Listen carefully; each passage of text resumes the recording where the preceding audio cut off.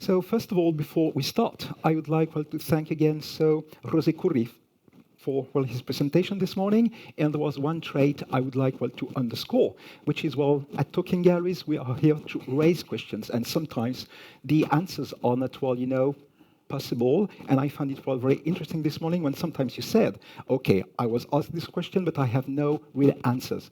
Questions can be very interesting too. And this is how I would like to introduce this discussion between us. I will ask some questions, and if you can bring questions, we'll be happy, but if you can't, we'll be very happy too. Okay, so when we started thinking about this session this morning, we exchanged emails with Sol and Lucia, and there was one point that came to my mind, and which really surprised me because, I'd never read it before. So, as you probably all know, contemporary art was redefined as a proper category with the 1969 exhibition by Harald Zeeman, When Attitudes Become Form. So, 1969 is really the moment when a new definition of contemporary art really crystallized, and the first art fair that was created in the world was Art Cologne in 1967. But at the time, the model of what would become international art fairs was not created really. It was mostly for art dealers, gallerists, that were all of the same region of the world. So it was not international at this time, and it took a few years before Art Cologne, then Art Brussels and Art Basel in 1970 really created this model of what international art fairs are. That means that, and I never read it before, although it's quite striking when you just give it a thought. So art fairs and contemporary art as a category really emerged totally simultaneously, exactly at the same moment. So from the very beginning, art fairs and contemporary art have really been intertwined. And I think this is one thing we should consider because, art fairs are always debated, especially by gallerists, because, they need them, and at the same time, they love to criticize art fairs. So this is why when we exchange emails with Sol, we came to this title, I love you, me neither, because, there is this love, which is a bit, kind of hatred at the same time. Maybe hatred is too strong, but being very critical of some partners you absolutely need as gallerists. So, the number of art fairs is absolutely incredible today. So art fairs developed a lot. I remember I studied the number of art fairs. So that was, in 2008. And officially at the time, there were more or less 70 art fairs. But among all these art fairs, some of them were not that international, so not that contemporary, and there were about 40 real international art fairs. I'm sure today, if you consider these real international art fairs, we'll find at least 50 or 60, which is really very, very hectic. So the rhythms, if you want to participate in this kind of activity, if you are a gallery, you can be very active nearly every week if you wanted to participate in that many art fairs. So I will ask a first general question to the three of you. So ARCO was created in 1982, and Artissima was created in 1994. Do you agree that there may be or that there are too many art fairs today? Maribel, can we start with you? Well, how many are too many in this world? That's my first thought when you introduced that question. There is a very large number of art fairs, and as you did, we all do. Fair directors, we think about it and we prepare our presentations for other forums, and then I have this map with the world, and then with pins, and there's almost an art fair every day, more than every week, more than one per week. That's for sure. But also, I think what exploded was not only the number of fairs, was the number of galleries, of artists, and of ways of understanding the approach to creativity. And I think what the fairs that have been running for such a long time, like ARCO or Artissima, or of course Art Cologne, as you mentioned, etc., I think we have a kind of a very specific understanding of what we do, and it's connected with what you just said, how it is connected to the art, to our contemporary art. How what we do, we try to make it relevant for the history of art. And that's, I think, very important thing to establish. In the conversation, I find very important to establish. Sorry, I jumped into your question, and I didn't thank José Sol and the organization. Sorry, I was... And so there are many options, but there are many options right now in the creative world also, no? That would be my answer. Luigi, what do you think? Well, it's obviously like art fairs are the outcome of a question of supply and demand when it comes to contemporary art. We are in a moment in which we cannot deny that demand is maybe not necessarily on the rise, at least in our continent. But I think it's very interesting what you pointed out before, Alain, because precisely in 1967, when Art Cologne came about, it was because of the need of a growing demand. And it was in Cologne, in Rhineland. It was a city of different galleries, where galleries back then were seeking for more opportunities. The question was like, how are we to come across with more collectors? And I think there is still a lot of research to be done, I think, with respect to those years, because, for instance, I'm keeping thinking in terms of like the way in which galleries were supposed to set up works at Art Cologne back then. The way in which they set up the booths of works was way more similar to the way in which museums operate now than what art fairs do now. So I think there was really an exchange between the institutional world and the galleries. And I think now, and I've been listening carefully to what Jose Curi was saying before, art fairs are a place of encounters, so they provide opportunities. I think we have to tighten, and I'm speaking at least from my side, but I think this works for Maribel as well, our relationship with institutions. I think this is the big point to me. How can art fairs create an even closer cooperation with institutions? I think we can go a little bit deeper on this topic over the course of this discussion, because I think this is a way of going beyond the issue of a not growing demand in Europe, and I think we have to, be more generous when it comes also to artists. As a fair director, you are not supposed to, have direct relationship necessary with artists, because you tend to think I deal with galleries.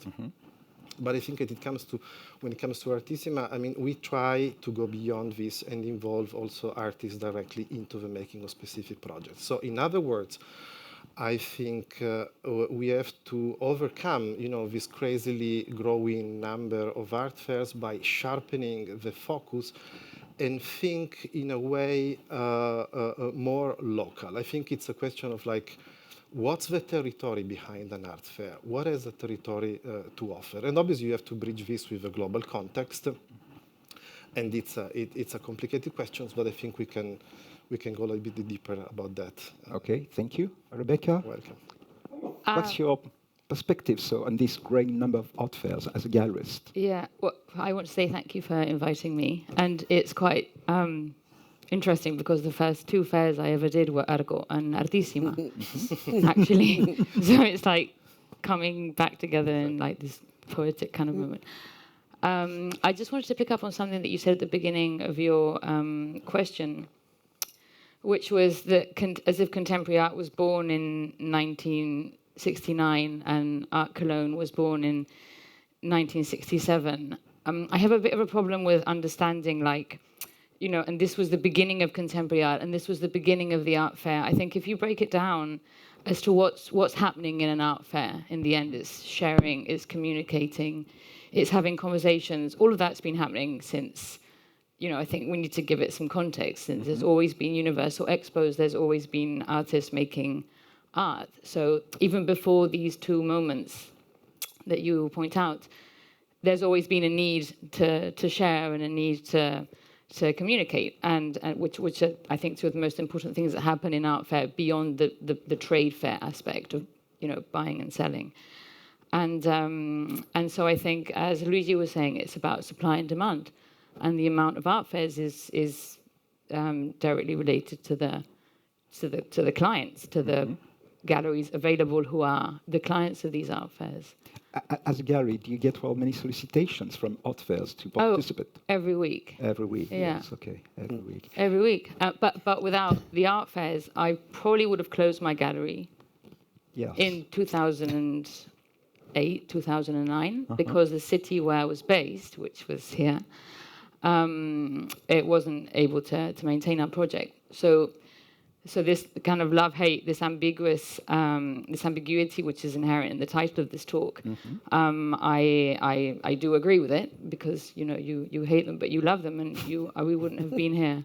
We probably wouldn't be here without them. Okay. So Yeah, thank you. Maribel, just a few days ago, so Art Cologne announced it's going to launch or relaunched a new art fair so in Mallorca of their enough clients, enough collectors in their enough room in Spain for two really international art fairs? Or is it all a bit, I don't know, well, frustrating for you just to see that there will be another competitor in your own country? Well, that's not, well, lucky for me, that's not the way I think. And that's very healthy for this job. I'm not sure. We'll see. Let time will show. You know, I think it was tried. Yes. It's the second time or second attempt. So maybe it will work. I'm sure it will not be the scale of a fair as old as we are, with the connections and with the relationship, etc. But I don't know. And it really seems to target so German collectors, especially. I guess. Which is a bit different or very different from ARCO. Well, it's very different. I mean, we will see how different it is in terms of content, but it would make sense if they focus on the local scene that's so international, so German as it is. So it makes sense somehow that it's calling. The need for more art fairs, I'm not sure, of course, as we are discussing now. But I was also thinking, you know, looking at the title and this, putting us in this kind of tension in this conversation, which I think is always interesting. I also like to think that the way we work as art fair, and I feel very close to Artissima, Luigi knows, so I would put it there, is we try to make that tension go away in everything we do. So that's for me also important to put in the frame of this conversation, because of course we are selling booths to the galleries, but that's just one of the things we do, no? Out of many things we do. So just to put also the title of it into crisis and be able to talk about it later. Okay. Rebecca, do you think you will apply to this new art fair in Mallorca? Because, well, it's not that far from Barcelona. Or you still consider applying? I don't know. Well, no, no, we won't. Okay. Yeah. Thank you. Yeah. And a second question for Luigi. So do you think the general question was, do you think there are too many art fairs in the world today? But, well, do you think there are maybe quite many art fairs in Italy today? Italy is one of the very few countries in the world, apart from the US, of course, but while the US market is so big, it's really different. You have 3 real international art fairs. So in Italy, which are Bologna, so the oldest one, then you have Turin, the second one, and Milan, which is the third one. But you also have other small art fairs, more local ones, like Verona, of course. And so, for you, as the most international art fair in Italy, is it complex to do with this other art fairs, these other events, which are other possibilities for galleries? No, thank you. It's a very relevant question. I'll try to be short. You know, to come back to what Rebecca was saying before, in a way, art fairs are a conservative model of selling art. I mean, in Italy, we used to have art fairs in the Middle Age because, I mean, collecting culture is pretty ingrained into Italian culture. It's all about, you know, a kind of bourgeoisie that thinks that being surrounded by works of art can raise your life's quality. So it's really ingrained. And this is why we have many art fairs. Each of them has a specific history. I mean, the Italian market, in a way, is very fragmented. You know, let's speak about Artissima and Arte Fiera, the 2 oldest ones, as you were saying. You know, they came about because of local institutions in both cities. You know, in Torino, Artissima came about in '94 because of the growing presence on a national and international level of 2 contemporary art institutions that I think you all know, the Castello di Rivoli and the Gallery of Modern and Contemporary Art.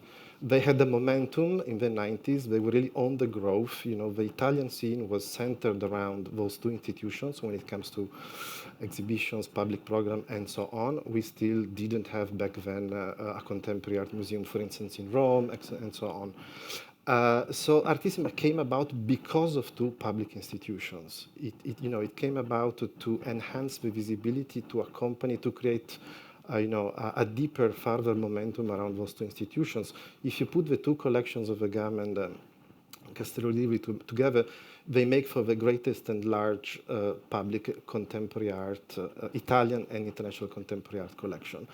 So Artissima created a further momentum, according to which a few years later, the Fondazione Sandretto came about, then the Fondazione Merz, then the Pinacoteca Agnelli, speaking about the public sector. So it was a natural consequence of the history of the territory. And in a way, the same goes for Bologna, because of geographical reasons, because Bologna is a little bit in the center of the square in Italy, and also because of previously called the Gallery of Modern Art, which is now the Mambo. So, it gives you an idea of how complex the politics are. So because these two art fairs came about precisely because of the history of the territory. So they responded to a demand coming from the territory. And last but not least, Torino had and still has a number of private collections, galleries, and so on. So in a way, I think the fact that we have so many art fairs respond to the politics and even to the history of the country. I mean, I think we all know that in Italy we have galleries, private galleries, really all over the place. We have flourishing contemporary galleries in Sicily, and from Sicily to Torino, from Milano to Venice. Even San Gimignano. San Gimignano. Venice is now quite a sought-after spot for galleries. So I think the art fairs landscape responds to the complexity of the country. But I think it's again important to think in historical terms. So. All these art fairs in Italy responded to local territories and local histories. And how could you all keep your positions when Milan created its own art fair? And at the moment, we can have the impression that Milan is booming again with Tadeusz Ropak, which opened a gallery in this city.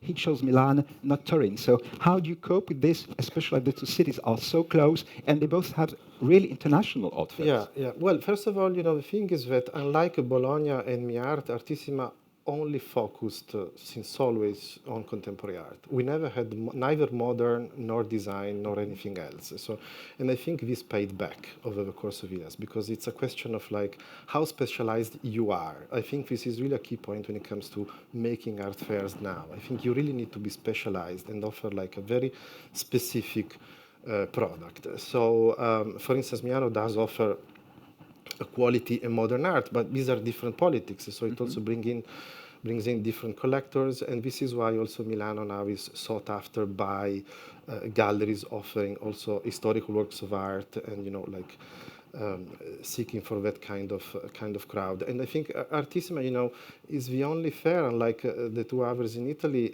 where the majority of the participating galleries are still international. So as an Italian gallerist, you are in the minority, which I think it's very positive for a younger generation of Italian galleries, because precisely by participating in Artissima as a young Italian gallerist, you can play on an international level by still being in your own country. So you can learn a lot, from more established international players, giving you also the chance to put yourself to test in a way. I think so. Artissima, I think, offers this kind of bridge situation, really bringing in international galleries interested in the Italian scene, whereas for Italian galleries, it's quite a chance to play on an international level by still being in your country, which means in an easier way. Okay, let's talk about costs. Maribel, can you first tell us how much it costs to pay for a booth, at ARCO? Minimum to, from the curated sections, that of course are a way to support younger galleries or more focused projects. Those are, for the opening, is 25 square meters, 7,000. And the general program, the main section, costs 360 the square meter. Okay. And Luigi, for Artissima? There are others, but this is to simplify. Yes. Okay. Yeah. No, it depends on the sections, but we go from 200 euros per square meters when it comes to young galleries up to 250 for the established ones. So it's the lowest prices in Italy. It's a big effort for us to keep those low prices, which means it demands for a large fundraising activity all the time, like a brutal one. But it's also something that we transformed into a model. Now fundraising for us it doesn't mean seeking for brands, to get the logo from and put it on the different flyers. It's more creating projects with private brands. All the brands we involved, we do projects with artists with them. Artists always selected from the ones represented by the participating galleries. So I think for us it's really a model. We create projects with Italian international brands such, Juventus Football Club, or like Illy Café, or Orlan, which is a cosmetic brand, a French one. So we really do prizes, awards, residencies for artists in private companies, a large range of activities that gives us the chance not just to raise funds, but also like to offer artists and galleries more chances by participating in Artissima. Okay, so maybe some of you know that Art Basel art fairs can cost more than 1,000 euros per square meters. So you are... It's incomparable. Yes. Absolutely. It's totally different. No, and it's a different scale. And I think, I don't want to speak same. for Maribel, but I think we share the fact that we are both public. Yeah. In Yes, a way, you have some public support, which helps. We don't. We don't. That's important. You neither, no? We don't any kind of support, but my plus as being a public player as an art fair is that I don't have to respond to a CEO asking me to generate more money. So I don't have to give money to shareholders. Which it's means different business model. It's a different business model. I can just reinvest 100% of what I do into the fair itself without having to generate money for anybody, just for hopefully for the participating gallery. It's the same. Likewise for you. It's the same. It's more or less the same for us because we are a public conglomerate, let's say, and we don't receive any public money, which is very important to say because everybody knows ARCO here, and that's key. We have to raise our money through the galleries and also, as you said, through relationship with the sponsors. And I really like to hear what you said because we do exactly the same. Yeah. When a brand approaches ARCO, our goal is always, okay, you will have presence, we will have the money. What do we do for the galleries and the artists? And that's exactly when we put a lot of energy on.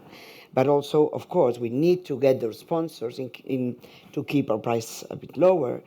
And because we don't have stakeholders, that also changes. However, if EMA is a big company and also I need to report and we need to create a certain amount because it's a 400 people company, but it's not exactly the same as if we were a private company. And the responsibilities and the way everybody involved understands what we do, it's also connected to the origin of the fair and the role in the country and many other things. Okay, thank you. Rebecca, can you tell us what you think of these tariffs? And you consider the different costs. So when you apply for some art fairs, is it factor that you take into account essentially? The cost of the fair? Yes. Well, just to take up on what you were talking about, of course, you would think that the reason that we go to an art fair is to sell and make money. But actually, that's not really the case, especially when you're a new gallery and you're starting out. There's a lot of promotion and a lot of positioning yourself. And so art fairs such as Artissima or ARCO, because you're independent, you're not Endeavour, you're not MCH, you're not responding to shareholders. And you can really, that really comes across in the spirit of the art fair, how you think about the fairs, the selection committee, all the curated sections. And so especially when you're a young gallery and you're starting out, for us, we did Artissima for years without selling very much at all. And it was still very important for us to go back year after year because of the context and the conversations and the institutions and everything else. And I really like to make that distinction maybe with other sectors and other trade fairs, that in the art world, there's all this added value that you get from an art fair, which is beyond the actual sale. So during the most recent year, to what art fairs did you participate? So at the beginning. Now, so during the last year, so what? Yes, I'm at a different point in my career as a gallery now, so I do have different needs than at the beginning when I was starting. Okay.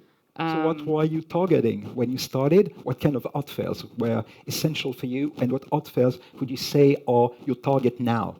Well, I think this question is coming later about the satellite art, the importance of satellite art fairs. Yes. And so for example, you believe in satellite art fairs? 100%, yeah. Okay. So, for example, the section for young galleries of Artissima was excellent because the first year it can cost you like 3,000 or 4,000 euros at the time, which for a young gallery is kind of affordable. And then every year the tariff kind of goes up, and that model that Artissima had was very important for us. Nada, Liste, Artorama in Marseille are fairs that we, again, we wouldn't be here if it hadn't been for our participation in Yes. the fairs. And during Yeah. also the past year, what? See, I can't do those anymore because they're just for young galleries. So Yes. Liste, for example, I did Liste for so many years. In the end, I had to leave because I wasn't a young gallery anymore. So now we focus on ARCO, which is our Okay. very proud to be Yes. in our national fair, and then the Art Basel, Paris and Basel, hopefully. Okay, Yeah. okay. And so, question for Maribel and Luigi: how does the expansion of the MCH group and the expansion also of the Freeze group impact? So your positioning, because now you are independent art fairs. You have also an outpost in Portugal, but you are mostly a Spanish and Portuguese art fair, and you have all this big group MCH. So the parent company of Art Basel, and is it all a problem for you to see this big group that becomes always more powerful, and Freeze Group also trying to expand when you remain national, international, of course, in scope, but a national art fair, and same for you, Luigi. So how did you react when you read that they are expanding, and concentrating all the time? Well, I think I saw things changing over the course of these last 4 years. I'm saying 4 years because it's my 4th year as a director of Artissima. And I think I really have literally weekly talks with collectors. To me, this is key, to really map the changing of the situations and respond also to not just galleries, but also what collectors are going after. And I think there is a number of national, Italian and international collectors that are keeping asking me to, people coming to Artissima, keeping asking me, I want to come across galleries and artists I'm not familiar with yet. So please stick to that tradition of scouting, exploring, research, because we do not have that any longer when we go to Basel.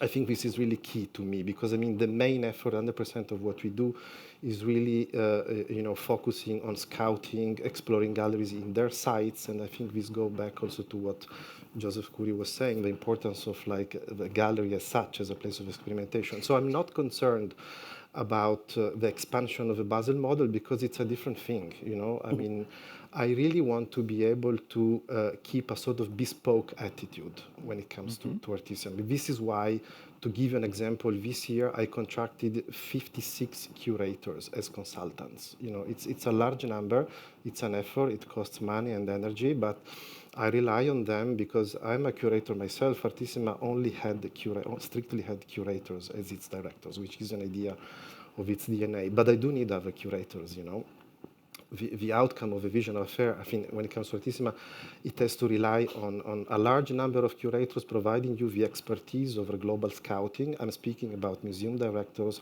Kunstverein directors, really curating sections for us, leading guided tours, leading talks, curating exhibitions. And it's because we do want to scout around. We want to offer a bespoke experience where really collectors can purchase works, with a sense of trust. In 2 words, I think collectors do come to Artissima not to seek for confirmations, but to seek for discoveries. And I think it's a different model than the Basel one, so this is why I'm not concerned. Okay, thank you. Maribel? Yes, I was thinking that maybe you should have brought 2 more different fairs, because I listened to you and I think, okay, that's what I wanted to. We are brother and sister, Maribel. No, it's true. I'm not concerned either.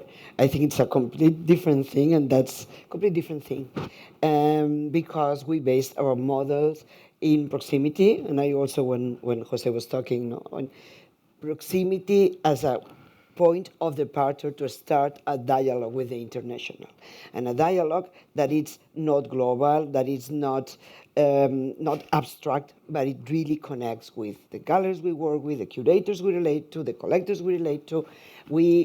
That's that's our effort, and I think our strength is how to try and break those boundaries between the galleries, the fair, the collectors, and the curatorial scene and the institutional scene.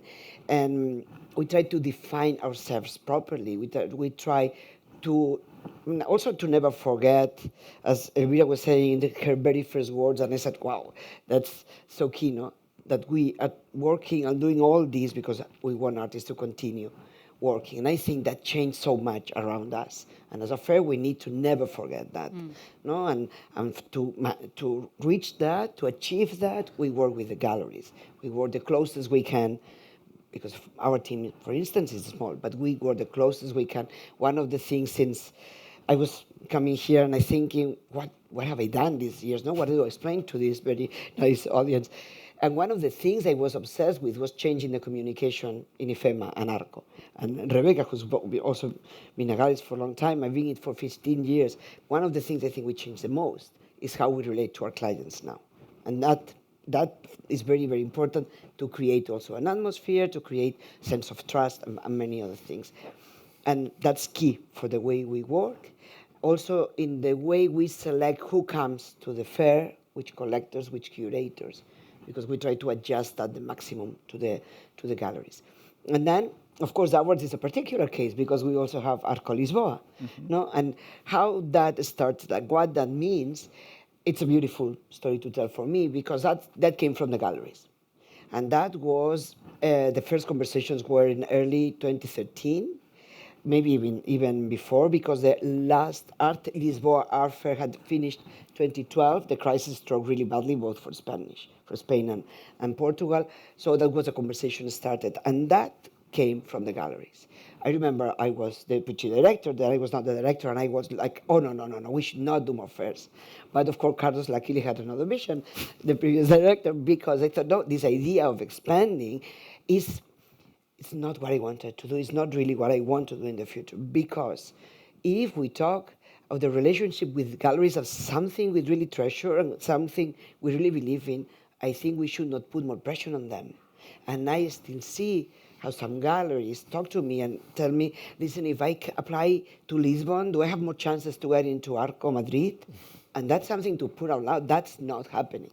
No? And that's one of the myths around other fairs. So we really want to develop, in the case of Lisbon, a project that's very, very, very close to its context. It is a small fair. It's 80 galleries now, completely different from Madrid in the way we think about them, and that makes sense for us because we never lose track of what we want to do and why we want to do it. And that's work galleries, support galleries, give them opportunities, etc. And did you ever consider, for instance, expanding to Latin America? Because, you host quite many Latin American galleries. So at some point, as you explained, there was some kind of demand from these galleries from Portugal. Was there also such a demand from some galleries from Latin America? No, that didn't happen. That didn't happen. There were conversations. I'm not the one putting them on a table. So maybe in the future with another director, I don't know. But that's not my goal right now, no. I think in terms of, but maybe that goes a bit out of the question, but in terms of the investigation with Latin America, for us, it became something very real, very deep, and we always try to put the voices of the scenes in Latin America as the ones who speak. And that created a bridge that now it's very strongly settled, very natural, and very rooted in ARCO Madrid. Okay, and so the social world also of art fairs is quite competitive. Do you agree that for some years, for instance, there was some kind of rather harsh competition between Art Basel Miami Beach and ARCO and some South American galleries that used to come to ARCO to participate, to have also some access to the Northern Hemisphere, decided to participate more to Art Basel Miami Beach, and that in recent years, Art Basel Miami Beach has not been as attractive as it used to be, and that these galleries have tended to come back to ARCO. Yeah, I think things come and go. I would never call it a harsh, but maybe I didn't realize, because that also goes with you, no? But yeah, it's true that, no, it's like vasos comunicantes, I don't know how Yes. to put it, no? Vasos comunicantes. Sí. So that happened. Yeah, because you see the turnover rate is quite important for galleries if you can fidelize your clients, and for the past few years you can see that with Art Basel Miami Beach they tend to integrate always more galleries, and not the most famous ones, because they find it a bit difficult to entice the clients to come back. And in ARCO I can see some more regularity Yeah. in the same galleries participating again and again and again. So there seems to be some shifts. So between ARCO and Art Basel Miami Beach. Yes, it's these 20-something years. No, it happened. When it opened, it was like a big thing. And it's true that in that moment, ARCO was not so connected with the Latin American scene. And that changed since 2011, and etc. Until today, we continue with that. But also, I think it's a complete different understanding of art and with experience. I mean, going to Miami is a very particular experience. No, and going to Madrid is another very particular experience. So I also think collectors search for experience in a moment and then another one, and yes, we can see how galleries that were not at the fair came back in the last years, but also because economy in Madrid and Spain changed, and that also, of course, improved that presence of very important galleries, and the continuity and the way we try to really keep working and with the galleries in a deeper level, no? I think. Okay, thank you. Rebecca, the art fair economy was a strong motivation when the two galleries ran Prats, and your gallery, your initial one, decided to aggregate and become just one gallery. Was it a strong motivation, or can you explain why you decided? We know these very famous models like Sprüt Magus. There were two different galleries, and Sprüt and Magus decided to create a bigger entity, which opened more, opportunities. Was the art fair model also a motivation for you, or was it quite secondary? I'm actually asking, I do understand why I'm on this panel, Yes. because of my experience with art fairs. But I don't feel very comfortable because I ultimately, like Jose said, yo no sé vender. And that commercial aspect of my profession is probably what interests me the least. Okay, but you have to cope with it. But I live in capitalism, and I understand that this is the currency that I work in, but it's not the motivation. Okay. Okay, so just to kind of go back to why I do what I do and why I get up in the morning and I go to my gallery, and what I find exciting about working with the artists and about seeing people come into the exhibition and have that experience with the artwork in the exhibition is the reason why I do what I do. What happens in an art fair is that the work of art becomes a product. It becomes a product with a price on it. And the example of Wilfredo Prieto y el vaso medio lleno, which people might know, was one of the first-hand experiences that I had with how that work of art can just be completely misunderstood, and when you put it into that market context.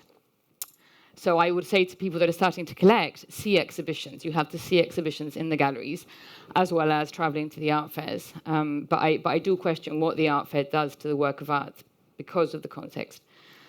And so just to answer your question, the decisions that I've taken since the moment I decided to open the gallery with Alex Nogueras, my partner, have nothing to do with the market or the commercial or the fairs.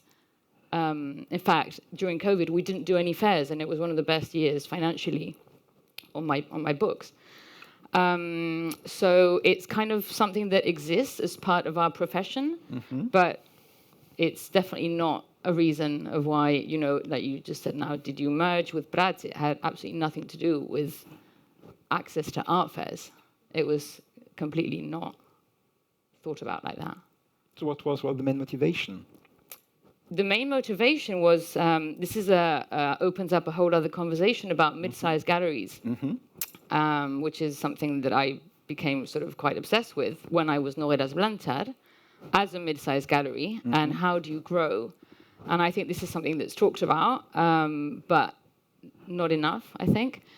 And so what happens, you have the blue chip market, and then you have different markets.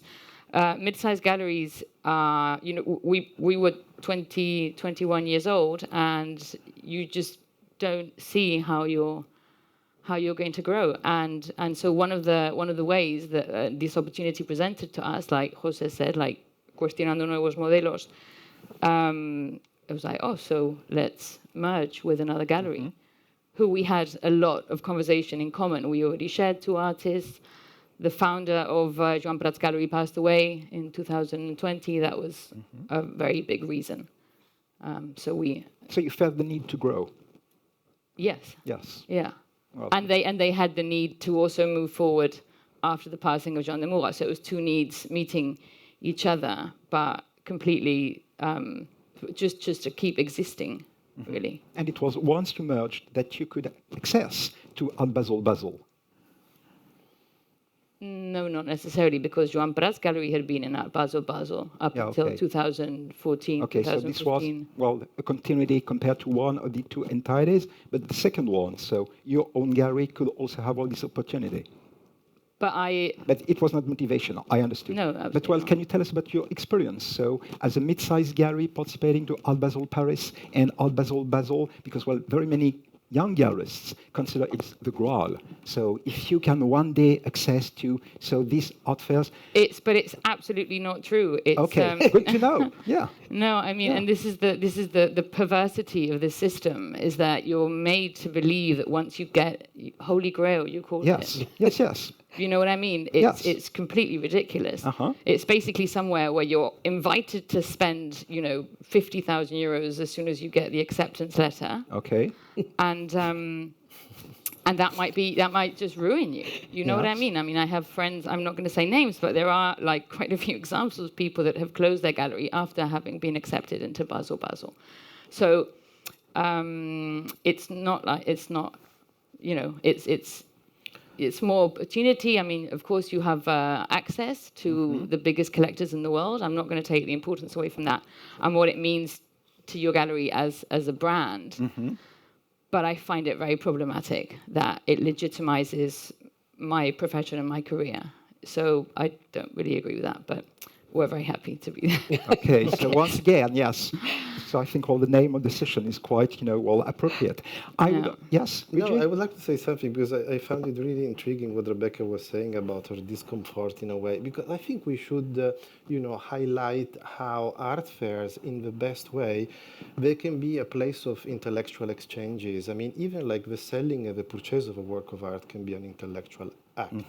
I think we should not hide that. The beauty of certain conversation you can have with passionate collectors, the beauty of meeting the demand of a collector or raising the interest of a collector. And when I'm saying collectors, I'm also saying institutional collectors. We should also not hide the fact that art fairs are also like a place where, museum directors would come to, buy works for the permanent collections. That can be public permanent collections. They can be the public heritage of a specific city, of a specific country. So we should really try to, also go beyond the idea that art fairs are just this kind of supply and demand encounter of objects and goods. But it's something more than that. I think it's also a place where intellectual intercourses do happen, in the finest way.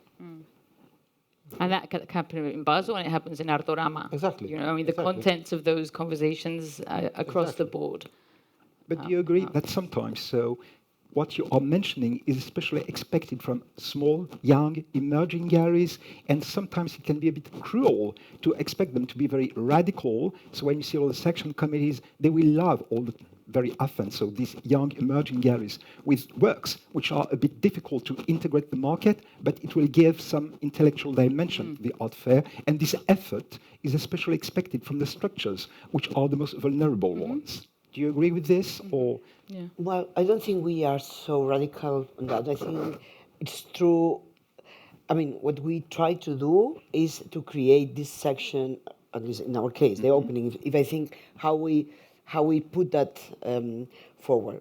What is very important in that moment is that the quality is important, the radicality of the presence of the projects, of course, is relevant. I also think that doesn't mean they're less commercial, because the audience is wide and rich enough, but what we for sure do is put a lot of effort and tools for them. We have two curators, and we have a team, and also a jury of curators who select an award, and then we bring specific collectors for those galleries. Then, of course, the price is cheaper for 2 years, and then it's cheaper to enter the main section.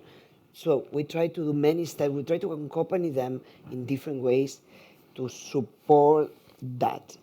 And I would not say that we are so radically demanding that radicality from them, because that would be not fair. But of course, they're starting and there are new ideas coming, and that, of course, is reflected now.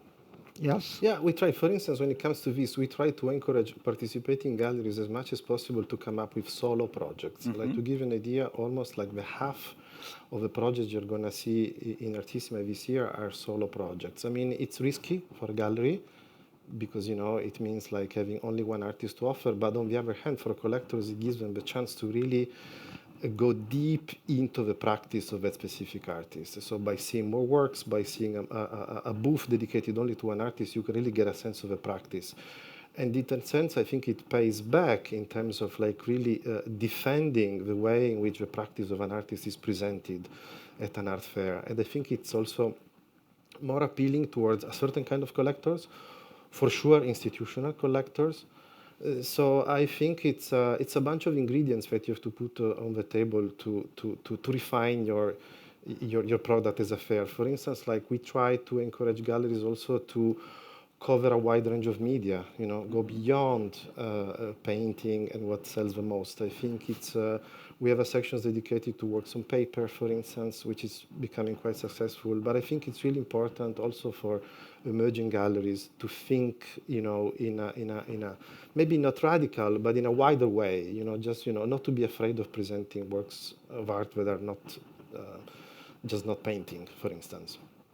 I think it's important. I mean, for us, it's key, because this way you can really, you know, wide open the perspective that you offer to collectors. Rebecca, when you think of, well, the booth you are, or the project you are going to present, do you, well, take into account some different lines from different art fairs, or do you know that some collectors in some country will be more open to some of your artists, not only in terms, well, of the nationality of the artist, but well, also in terms of media and so on? Is it very important you consider that there are very strong different identities, so among the art fairs, or is it, well, rather secondary?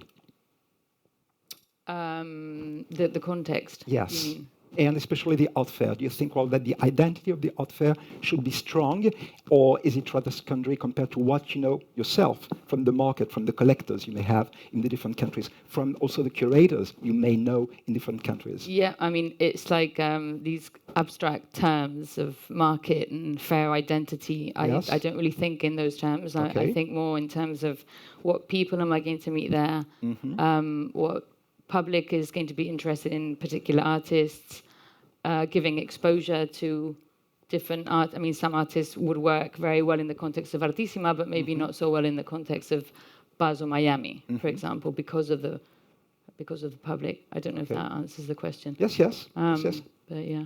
Absolutely. And so you were very happy with satellite art fairs when you were so young gallery. You don't have satellite art fairs really. So, for instance, in Madrid with ARCO, there's ARCO, and this is it. No, there are quite a few. Really? Yeah, 7. But each time I go, I only visit ARCOs. Okay, I'm not going to say they are all good, but So do you of think course they I'm- are necessary to the local economy when you have an art fair? Absolutely. See, yes, it makes sense. I think the very first fair that opened after ARCO, it's called Flecha, Arrow. Okay, It yes. was playing with that, Yes, yes. and it still exists. It's only for artists, something very particular, but it exists. And then there was Art Madrid, and that's 30 years old, if I'm not wrong. No? Then GEMASS started as for younger galleries. There's another one called Can Art. It used to be called Urbanity, just changed the name. I mean, these are only 3, but there are like 3, 4, 5 more. And So are there- they important for your art fair to have all these, well, satellite events? I think it's important for the structure of contemporary art galleries more than for ARCO, because ARCO with institutions and town, etc. I think it's not that it was needed, but it gives also some air to a fair that has so much pressure, because it does, you know. And so some galleries already they don't even consider doing ARCO because they go to other fairs that might be more focused on the commercial, while we are focusing on other things, the discourse. the curatorial part. So yeah, it's good for the ecosystem, I would say. Luigi, do you agree? Yeah, there is also like a couple of minor fairs in Torino, focusing on younger galleries or independent spaces. I mean, it's part of game, it's part of the experience of the week. I mean, what the week is about in Torino during Artissima, it's really like the intercourse, I think, between Artissima and existing institutions, the ones I mentioned before and some further ones. I mean, I can hardly mention you a local institution we do not partner with in terms of like creating special projects. I mean, we have acquisition funds with 3 local institutions, awards, prizes, special projects. This year we've been launching a project which is about starting, where it's all about a series of talks between Italian contemporary artists and Italian contemporary fiction writers with a not contemporary art institutions. So I think this is really what the week is about. So I think for us, the model of the week, it's really this exchange between the market and the institutions on a national level. I mean, in terms of like the whole Italian scene would show up in Torino, not just museum directors, even like politicians and museums presidents. I mean, this year we are going to have a large panel on the drop of the VAT on art purchase, which is the big news. I mean, Yes. they passed the law eventually. Lucky them, lucky them. Yeah. Well, it took 20 years. Yes. It was a pressure process which went on for 20 years, and they passed the law in late July. And now we shifted from having the highest VAT, 22, to lowest, yes. 5%. So there is definitely an excitement going on among Italian collectors and Italian galleries, because, I mean, now they can raise their voice, both Italian galleries and collectors, and have like a stronger voice on an international level. For the second year in a row, we have the Minister of Culture with a booth, presenting all the projects the ministry does in Italy and internationally to support Italian art. And so I think it's now it's a platform, which is serving for the whole Italian scene, Artissima, and this is quite important. Yeah, so just a few questions now, all to finish, but all the present context. So regarding the number of applications, so in recent years, for instance, for ARCO, this number, does it tend to increase, decrease, remain relatively, similar? Since it almost remains the same. It increases a bit. Yes. In the last years, but it remains almost the same. Yes. Okay, and Luigi? No, it's very stable, I think, for 2-3 reasons. First of all, because all Italian galleries would apply, so this is a stable number. Secondly, because the major of international galleries participating in Artissima come from proximity countries, so like Switzerland, Germany, Austria, France, Slovenia, Croatia. We have about 70 galleries coming from those countries, and the number is stable. And then we do scout around quite a lot. So this year we have galleries from 36 countries, 5 continents. So it's an effort, but it keeps also the application numbers quite stable. So we have the privilege of we can be very selective, and this is a plus. But it's also the outcome of hard work, obviously. Which is quite the same for ARCO. Yeah, no, exactly. Yeah. Because what really struck me, one year I think I visited both ARCO and Art Brussels, and what really struck me is that with Art Brussels, most galleries, international ones or foreign ones, they have an outpost, so in Belgium, which is not the case in ARCO. You really manage to attract, they are more or less at the same time of the year, and you really try to manage to attract some galleries which have no connection, in Spain. No place in Spain at all. You manage to attract them, and they come back year after year.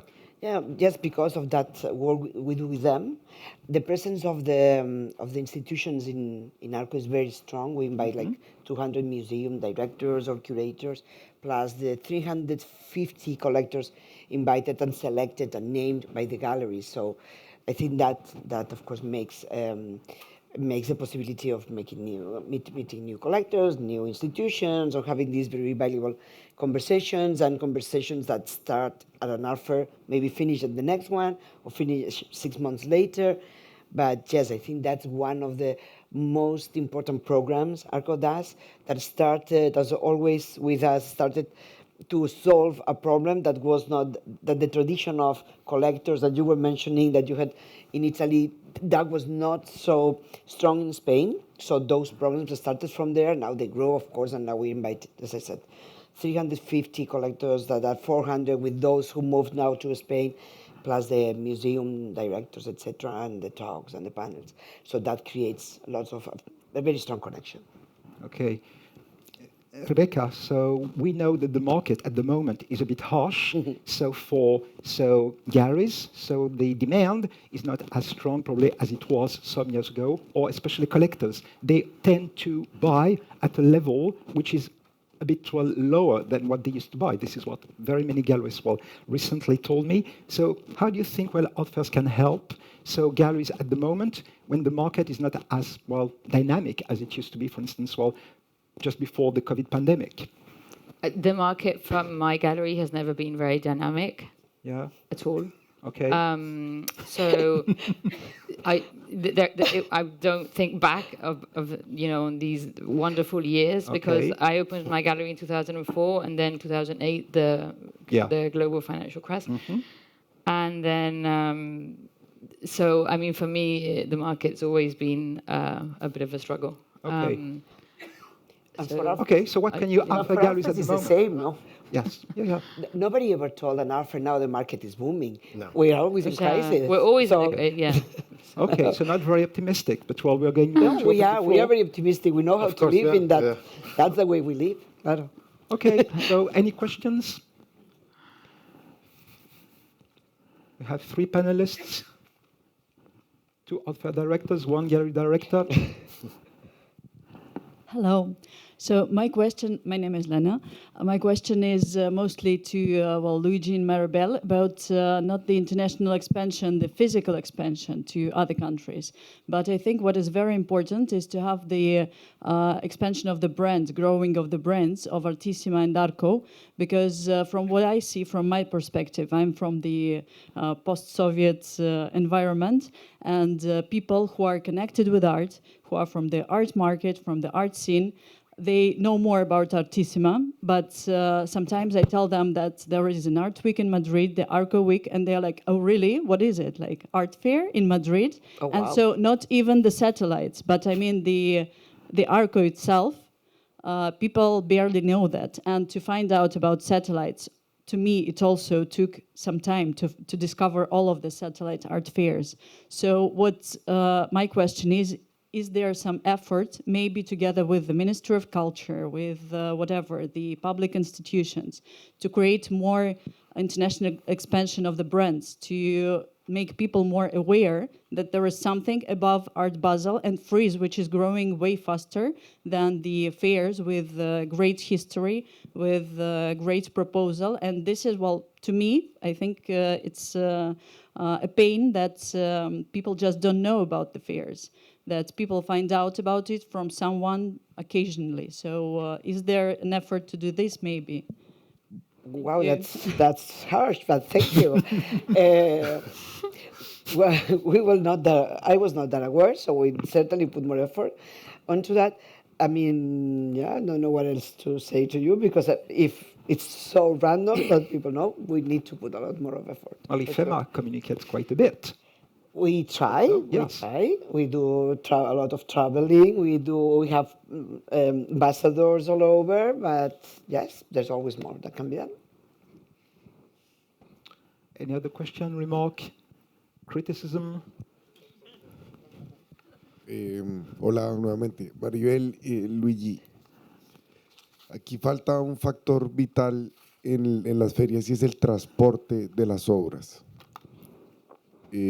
Cada vez es más costoso, más demandante, y esto está derivando en que quienes compran obra en las ferias y están viajando se limitan a obra que puedan llevar en sus maletas de viaje. Entonces, ¿cómo combatimos esto desde el ecosistema de artistas, galerías, ferias, para realmente no limitar la oferta o los intercambios, las transacciones económicas a lo que se pueda llevar en la maleta? you have translation? Oh, no. No, You I understood. I understand, understood it. I understand. Yeah.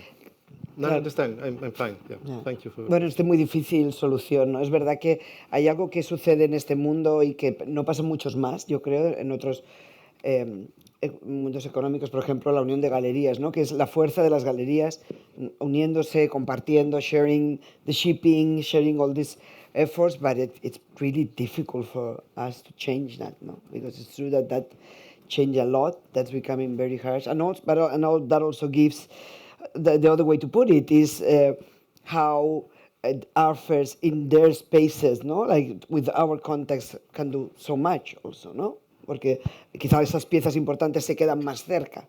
But yes, it's one of the difficult situations. No, I agree. It is quite difficult. It's quite a challenge. Obviously, it's a little bit easier for proximity galleries. You know, when you have galleries from Switzerland, France, Slovenia, when it comes to Artissima, they, till a degree, they can afford to cover a wider range of media. It was I was saying before. I mean, we do encourage galleries as much as possible to think in an ambitious way, and not to just bring small-scale paintings, because that would not represent what's going on in the contemporary art field. So it's really important to work on a bespoke level and envision all possible ways to facilitate galleries to be ambitious and bring different works of art, not just the ones that sells. I mean, to come back to the other question with respect to Eastern Europe, I mean, it's true. We try to research a lot in Eastern Europe. We cover a wide range of countries, from Bulgaria to Romania, Croatia, Slovenia, Hungary, Baltic countries. And this year, it's a piece of news. I mean, we are launching a prize, a residency prize with Lithuania, with Vilnius. It's a partnership with the Contemporary Art Center in Vilnius, which means the director of CAC will come to Artissima and will select the 2 artists from all the ones presented at the fair. They will have a chance to spend 1 month each in residency in Vilnius. So it's something we're trying to further nurture, the exchange with Eastern Europe.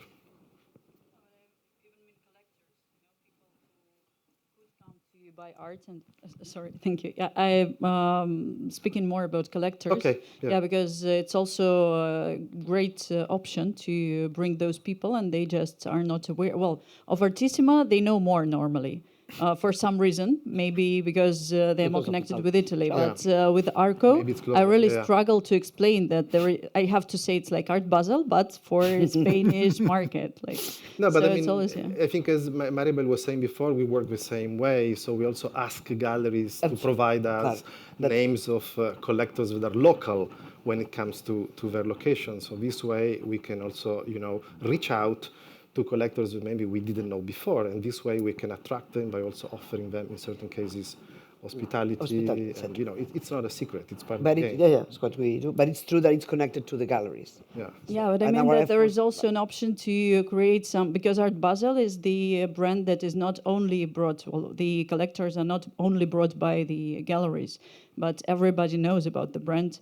Everybody is aware just because it's everywhere in the press, in the whatever, I don't know, the magazines, like fashion magazines and everything. It became fashion. So maybe it's just my thought that maybe it makes sense to unite on the level of, together with the governments, together with Ayuntamiento de Madrid, for example, because Madrid doesn't have the general brand, I think. Nobody even, well, not nobody, but many people think that Barcelona is the capital of Spain. Well, if you don't talk to the super, but it often happens that I'm not going to put that on my shoulders, but I mean, it really makes sense to, well, because Paris is the capital of fashion, still, I think now more than art, and Basel, for me, for example, would be the capital of art. But maybe, Madrid or Turin could also have a piece of this brand, to have a piece of this fame. I think it's important. I think it goes back to what we were both saying, that we are both public players, and in a way independent. And I don't know so much about how many employees you have, Maribel, but I have 12. So in some cases we have a smaller team that some of the teams of the participating galleries, to give an idea. We have 9. Yeah, okay. Yes, one more question? Yes, we have 2 more questions over there. Thank you so much for the conversation. My name is Daria. I wanted to ask you about collectors. So do you see that the portrait of new collector is changing, and how does it change for you? And also from the point of view of gallery and also, of course, fairs, how do you work with this new portrait of collectors? Maybe, you know, new generation, maybe it's something about the location, whatever. How does this change? Well, you know, it's a big question. It's a fascinating question because I think it's a big question mark. What happens when we think on the long term in terms how are we to create a new generation of collectors? I think it's maybe the so-called Generation Z, you know, the ones born between 96 and 2012.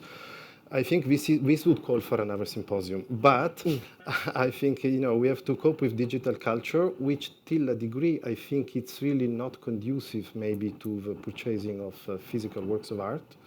So we have to cope with that. We have to see how things are going to develop, but we don't have to have a passive attitude towards that. I think it's obviously pretty much the role of galleries, and Rebeca is going to surely say something about this, but I think I'm not out of game. As an art fair director, I have to be involved into the making of a new generation of collectors. It has to be my daily work. I think another issue is that maybe that, you know, the raising costs of everything, you know, think in terms of like how difficult it is now for a younger generation of people to purchase a house.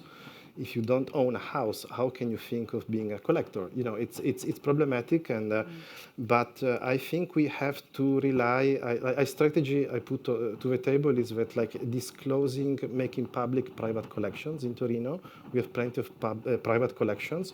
Some of them are really not known enough, and I think the exposure of private collections in private houses can be very beneficial towards the making of a new generation of collectors, because you can really understand what, you know, raising your life's quality by means of art can be about, if only by having like a couple of works of art hanging onto your apartment's walls. I think it's really, it's about creating curiosity. I think it's about including art into what we call intellectual interests, and I think this is something what I was mentioning before. And I think it's about you know, going beyond the exchange of goods, as Rebeca was saying in a way. I think it's really about you know, creating a sense of a social responsibility of what the role of art is about. This is what I'm trying to do by cooperating as much as possible with the local institutions. You know, to give you an example, now for the third year in a row, we are creating a project in the former zoo of Torino, which was shut down in the mid-80s. Now we have a city, we have been launching a project according to which we are bringing works of art, you know, done by artists represented by the participating galleries in Torino to really create a new cultural district by means of contemporary art. So I think, you know, you have to deploy a wide range of ingredients, you know, to pay attention to the issue. So what comes when it comes to the next generation of collectors? See, I totally agree that that it's a complicated question and we need to be very active, but I also think we have in hands one of the most powerful things ever, that it's art. And we should never think that we need to adapt that to the needs of one person or the other, one generation or the other. We are putting all our efforts in sharing that. Yeah. That's something that can be connected to the VAT situation. I also think that that's very important, because if we don't understand the relevance of contemporary art, contemporary culture, contemporary thinking and critical thinking in society, I don't know what we are thinking, we are building for the future, that's when art enter, and the same for the young people. Now I have the feeling we tend to think that we need to offer them something that they can already understand.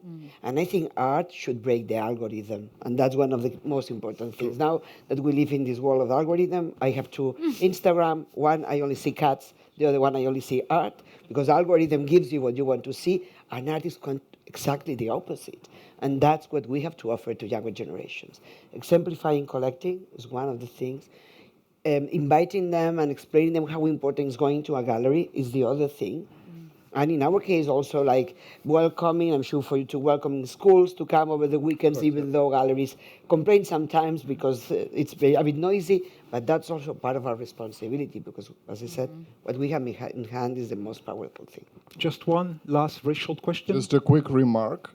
My name is Rytis. I'm from Lithuania originally, from Vilnius, and I disagree with you completely because galleries in Lithuania, I don't know any galleries who wouldn't know those fairs, ARCO and Artissima, and I know galleries who are going, yes, and also collectors. I don't know any collectors who wouldn't know about these galleries. So why don't they do their homework? Okay, nice time for the break. Thank you so much. Thank you for that. I would not. Thank you to all three. So.